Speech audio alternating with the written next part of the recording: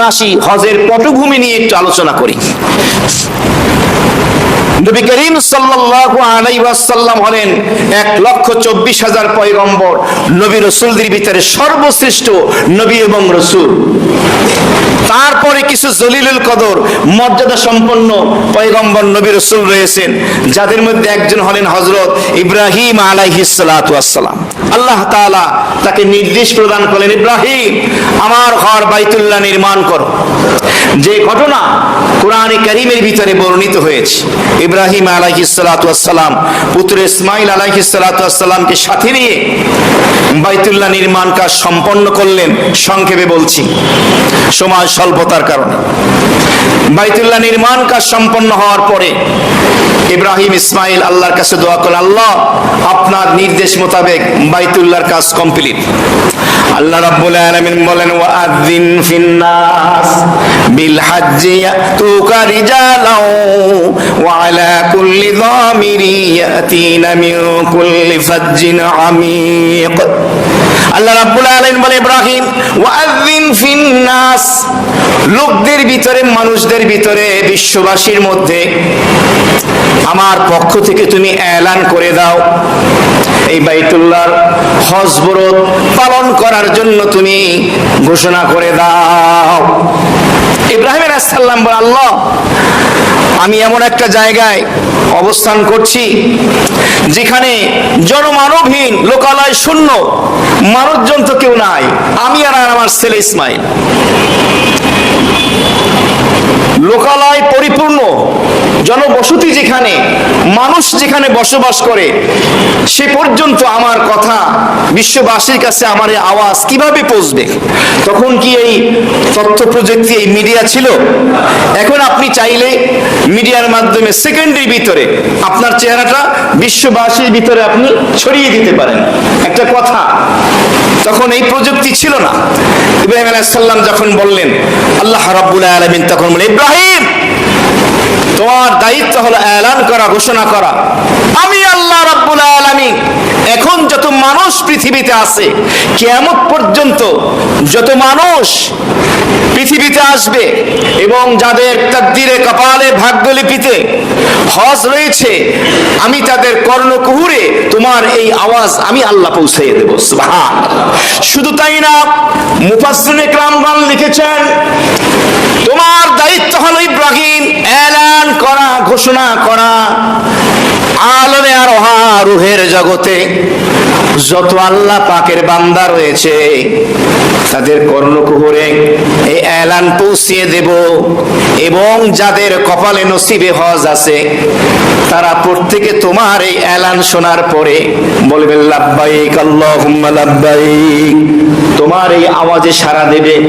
শুধু তাই না, যেই ব্যক্তির নসিবে যতবার হজ রয়েছে, ওই ব্যক্তি ইব্রাহিম আলাইহিস সালামের এই আওয়াজ শোনার পরে রূহের জগৎ থেকে ততবার উত্তর দিয়েছে। সুবহানাল্লাহ। এই জন্যই রাইসুল মুফাসসিরিন হযরত আব্দুল্লাহ ইবনে আব্বাস রাদিয়াল্লাহু তাআলা আনহুমা বলেন, ইব্রাহিমী আওয়াজের প্রতি উত্তর হলো হজের মৌসুম যখন আসে, ব্যক্তিরা, আল্লাহ পাকের বান্দারা ইহরামের কাপড় পরে লাব্বাইক আল্লাহুম্মা লাব্বাইক বলা শুরু করে। এটাই হলো ইব্রাহিম আলাইহিস সালামের উত্তর পৌঁছেছিল, তার উত্তর তারা দিয়েছিল। বলুন সুবহানাল্লাহ। এই হলো সেই হজ। কত বড় দামি হজ!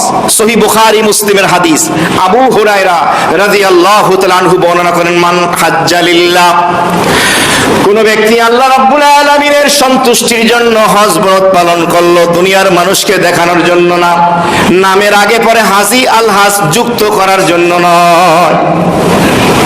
মান হাজ্জা লিল্লাহ, একমাত্র আল্লাহর সন্তুষ্টির জন্য। দুনিয়াতে লোক দেখানোর জন্য হজ করার প্রবণতা মানুষের মধ্যে আছে কি নাই? বিশেষ করে যারা নির্বাচনমুখী মানুষ, নির্বাচনের আগে পরে একবার যদি হজ করা যায়, নামের আগে অন্তত আল হাজটা লেখা যাবে। যদি এই উদ্দেশ্য থাকে, তার হজ 4 আনারও দাম রাখে না। হজ হবে একমাত্র কার জন্য? ওয়ালাম ইয়াফসুক ওয়ালাম ইয়ারফাস, হজের ভিতরে কোনো অশ্লীল কাজ করলো না, পাপাচার গুনাহের কাজ নাফরমানির কাজে লিপ্ত হলো না, হজ পরিপন্থী কোনো কাজ করলো না, কোরআন হাদিস পরিপন্থী কোনো গুনাহের কাজে লিপ্ত হলো না, শরিয়া মোতাবেক হজ পালন করলো। রাজা কায়ামিন ওয়ালাদাতহু উম্মুহু, আল্লাহর নবী চমৎকার ভাবে বলে দিলেন, এমন হজ যেই ব্যক্তি করবে, হজের কাজ সম্পাদন করার পরে ওই ব্যক্তি যেদিন ফিরে আসবে, তার মা তাকে যেদিন জন্ম দিয়েছিল সে যেভাবে মাসুম নিষ্পাপ ছিল, এই হজের মাধ্যমে আল্লাহ তাকে নিষ্পাপ বানিয়ে দিবে। সুবহান, হাজি তো মাসুম নিষ্পাপ হয়ে দেশে ফেরে।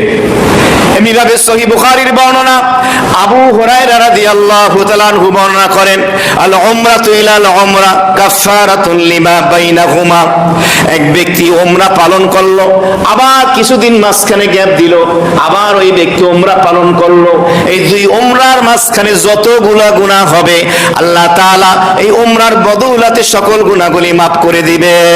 সুবহানাল্লাহ। সামর্থ্য থাকলে মাঝে মধ্যে উমরায় যান, পরিবারের সদস্যদেরকে নিয়ে যান, ইবাদত হয়ে গেল, আল্লাহর নিদর্শনাবলীগুলো, পৃথিবীর সর্বশ্রেষ্ঠ মুসলমানদের ঐতিহ্যময় স্থানগুলো দর্শন হয়ে গেল, দেখা হয়ে গেল। এরপর নবী বলেন, ওয়াল হাজ্জুল মাবরুর লাইসা লাহু জাযাউন ইল্লাল জান্নাহ, আর হজ্জে মাবরুর হলো এমন একটা বরকতপূর্ণ হজ, যেই হজের বিনিময়ে আল্লাহ তাআলা সরাসরি বান্দাকে জান্নাত দান করেন। সুবহানাল্লাহ। আল্লাহ আমাদেরকে মওতের আগে হজ্জে মাবরুর করে কবরে যাওয়ার তৌফিক দান। হাদিস শরীফের মধ্যে এসেছে, নবীজিকে প্রশ্ন করা হলো, সুইলান নবী সাল্লাল্লাহু আলাইহি ওয়াসাল্লাম আইয়ুল আমালি আফজালু, ও আল্লাহর রাসূল সর্বশ্রেষ্ঠ আমল কি? নবী বলেন, ঈমানুম বিল্লাহি ওয়া রাসূলি, আল্লাহ এবং তার রাসূলের উপর ঈমান আনা। ফাকিল, আবার প্রশ্ন করা হলো, আইয়ুল আমালি আফজালু, সর্বশ্রেষ্ঠ আমল কি? নবী বলেন, আল জিহাদু ফি সাবিলিল্লাহ, আল্লাহর রাস্তায় জিহাদ করা। আবার প্রশ্ন করা হলো, ইয়া রাসূলুল্লাহ সর্বশ্রেষ্ঠ আমল কি? নবী বললেন, আল হাজ্জুল মাবরুর, হজ্জে মাবরুর। আর এক হাদিস এসেছে, নবীজি বলেন, আল্লাহর দল হলো তিনটি। আল্লাহর দল কোনটি? এক দল হলো যারা আল্লাহর রাস্তার মুজাহিদ, আর এক দল হলো যারা হজ পালনকারী, আর এক দল হলো যারা উমরা পালনকারী। বলুন সুবহানাল্লাহ। কোন ব্যক্তি যদি হজ করে, তাহলে হজের কারণে সে কোনোদিন দরিদ্র হবে না, দারিদ্রতা তাকে স্পর্শ করবে না, বরং আল্লাহ তাআলা তার ধন সম্পদের ভিতরে বরকত দান করবেন। সুবহানাল্লাহ। হজের মাধ্যমে মানুষ ধনী হয়, গরিব হয় না। এই যে হজ করা চাই। এবার আসি, এই যে হজের কথা আল্লাহ তাআলা বললেন, হজ ফরজ করে দিলেন সূরা আলে ইমরানের ৯৭ নম্বর আয়াতে কারিমার মাধ্যমে। খুব খেয়াল করি কি বললেন, ওয়ালিল্লাহি আলান নাস হিজ্জুল বাইতি মান ইসতাতাআ ইলাইহি সাবিলা ওয়া মান কাফারা ফা ইন্নাল্লাহা গনিয়্যুন আনিল আলামিন। ওয়ালিল্লাহ, ইসলামের মৌলিক যত ইবাদত আছে, কালেমার পরে শাহাদার পরে হলো নামাজ। নামাজের বেলায় বলেছেন, ইন্নাস সালাত কানাত আলাল মুমিনিনা কিতাবাম মাওকুতা, নিশ্চয়ই ঈমানদারদের উপরে নির্ধারিত সময়ে নামাজ ফরজ করা হয়েছে। নামাজের ব্যাপারে আল্লাহ নিজের নাম শুরুতে আনেননি। রোজার ব্যাপারে বলেছেন, ইয়া আইয়ুহাল্লাযীনা আমানু কুতিবা আলাইকুমুস সিয়াম, ও ঈমানদাররা তোমাদের উপরে সিয়াম, রমজানের একটি মাস রোজা রাখা ফরজ করা হয়েছে। আল্লাহ নিজের নাম শুরুতে আনেন নাই। আল্লাহ বলেছেন, আতুজ যাকাত, যাকাত প্রদান করো, নিজের নাম শুরুতে আনেন নাই। ইসলামের মৌলিক বড় বড় ইবাদত বন্দেগী যা কিছু রয়েছে, কোন ইবাদতের শুরু আল্লাহ নিজের নাম দিয়ে শুরু করেন নাই।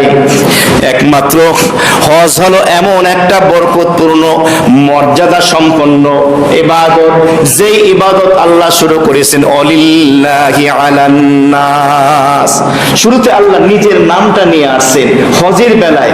এর দ্বারা হজের গুরুত্ব বাড়লো না কমলো? বাড়লো। কেন? এখান থেকে মুফাসসিরিনে কেরামগণ চমৎকার চমৎকার ব্যাখ্যা দিয়েছেন। কি ব্যাখ্যা দিয়েছেন? ইসলামের অন্য কোনো ইবাদতের ক্ষেত্রে যখন আমরা করতে যাব, নিয়ত করব মনে মনে বা মুখে, কোনো ইবাদতের ক্ষেত্রে ইবাদতটা আল্লাহ সহজ করে দেন এমন কোনো কথা নাই। নামাজ শুরু করার আগে বলি আল্লাহ নামাজটা সহজ করে দিয়েন, রোজাটা সহজ করে দিয়েন, যাকাতটা সহজ করে দিয়েন না। একমাত্র হজের ক্ষেত্রে, একমাত্র হজের নিয়ত হলো আপনি যখন ইহরামের কাপড় পরেন, ইহরামের 2 রাকাত নামাজ যখন পড়েন, মাথার টুপিটা খুলে রাখেন। মা বোনরা এভাবে মাথায় কাপড় রাখা অবস্থায় যে নিয়ত করে আল্লাহুম্মা ইন্নী উরিদুল হজ, ও আল্লাহ আমি আপনার সন্তুষ্টির জন্য হজের নিয়ত করলাম, ফায়াসসিরহু লি ওয়া তাকাব্বালহু মিন্নি, আমার জন্য হজটাকে সহজ করে দেন, আমার পক্ষ থেকে আপনি কবুল করে নেন। তাহলে হজের নিয়তের ভিতরে হজটা সহজ করার কথা আছে কি নাই? তাহলে বোঝা গেল হজের কাজটা কষ্টের। হজের কাজ কি?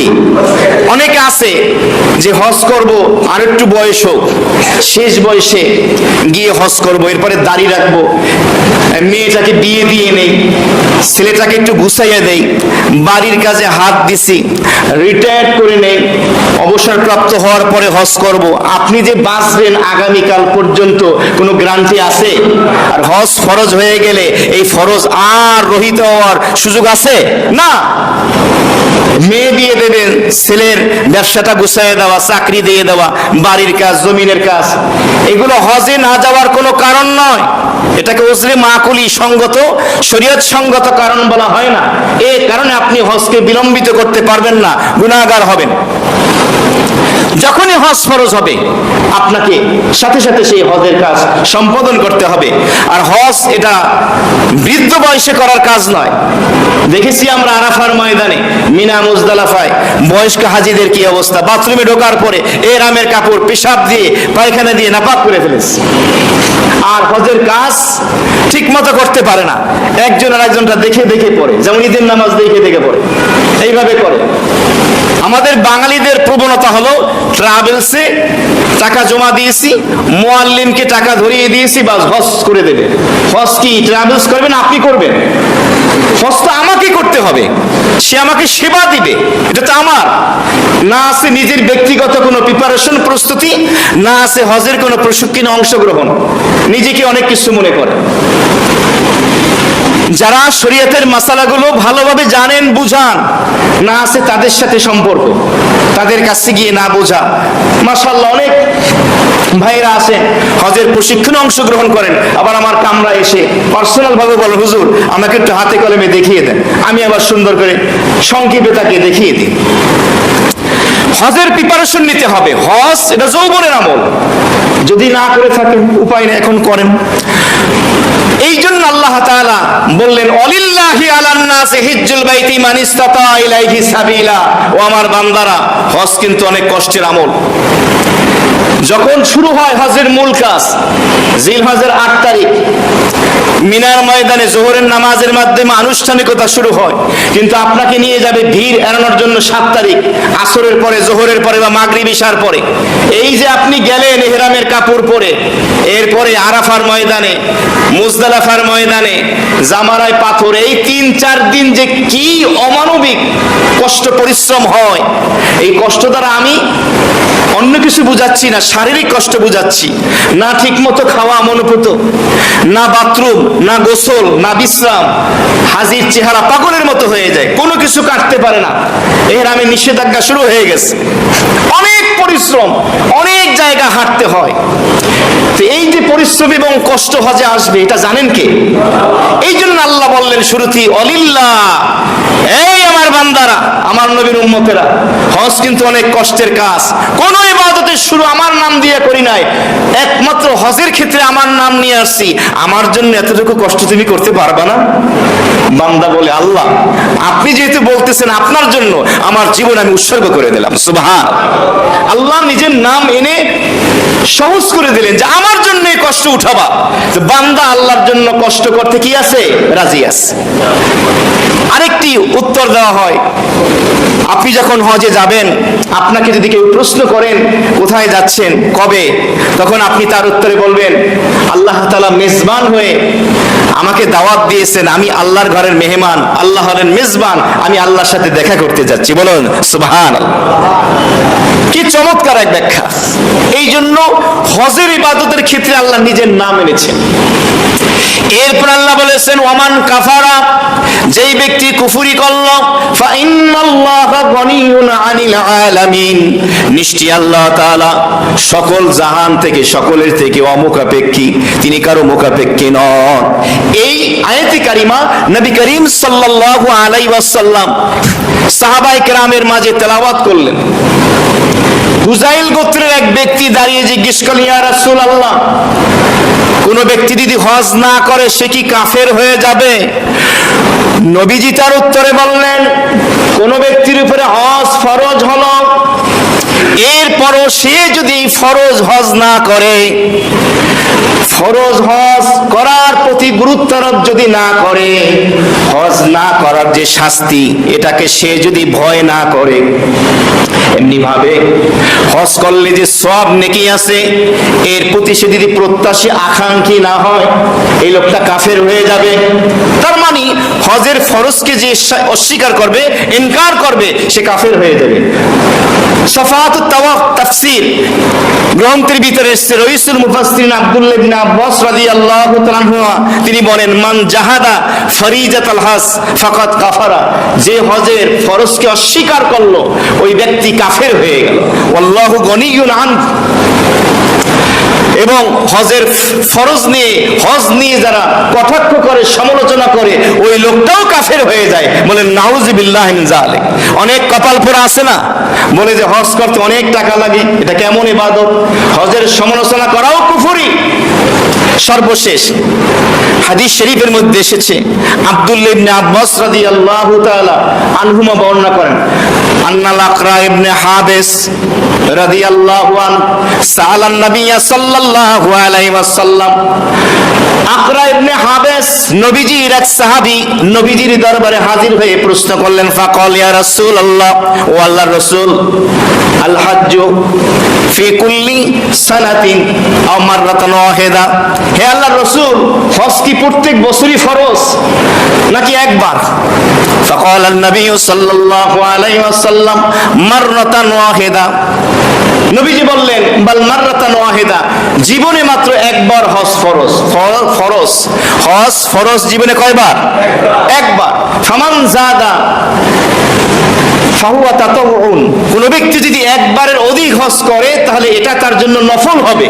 তার মানে প্রত্যেকটা মানুষ যার নিসাবের মালিক হয়, যার উপরে হজ ফরজ হয়, তার জীবনে একবার হজ করা কি ফরজ, আর বাকি যদি অতিরিক্ত আরো সে করে পরবর্তীতে এগুলো তার জন্য নফল হবে। মুহতারাম হাজিরিন, আজকের এই স্বল্প সময় সংক্ষিপ্ত পরিসরে ইসলামে হজের বিধান নিয়ে, কাকে বলে, কত হিজরিতে ফরজ হয়েছে, এটার শরীয়তের গুরুত্ব কতটুকু, হজের পটভূমি নিয়ে যে আলোচনাগুলো হলো, আল্লাহ তাআলা আমাদের সকলকে স্মরণ রেখে আমল করার এবং হজ্জে মাবরুর করে কালেমার সাথে শাহাদাতের পেয়ালা পান করার তামান্না হৃদয়ে ধারণ করে শাহাদা পড়তে পড়তে হাসতে হাসতে আমাদেরকে মরার বিছানায় একদিন শায়িত হওয়ার তৌফিক দান। 4 রাকাত কবলা